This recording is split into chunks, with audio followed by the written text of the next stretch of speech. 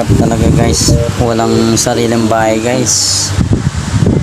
Pinapaalis na po kami dito sa bahay po namin guys. Wala pang wala pang delay guys, pinapalayas na po kami guys. Hirap po talaga na walang bahay guys. Kaya guys, tulungan niyo po ako para umisenso naman ako guys. Ayun po yung asawa ko, yun. Hindi niya po alam anong gawin niya guys. Kaya guys, tulungan niyo po ako. Hirap po talaga ng buhay.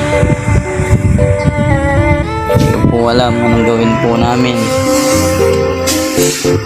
Kaya dapat guys, matulungan niyo po ako guys.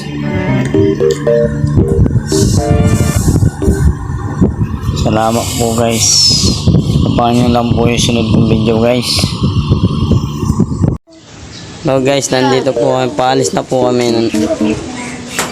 Paalis na po kami. Maghanap buhay po kami.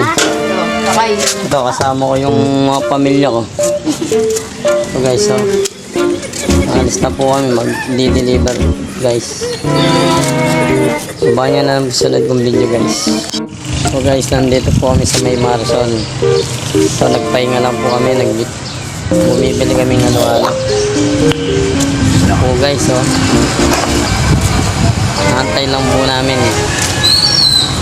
Tapos pauwi na po kami guys. Guys. Pauwi na po guys. Ito po guys, pauwi na po kami.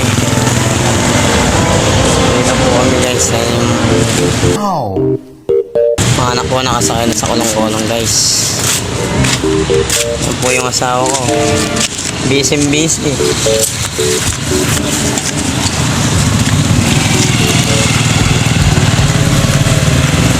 Busy guys, oh. Mga anak ko nagutom.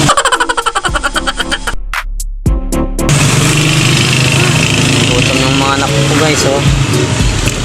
Kawawa naman, di pa sila kumakain guys. So, pauwi na po kami guys.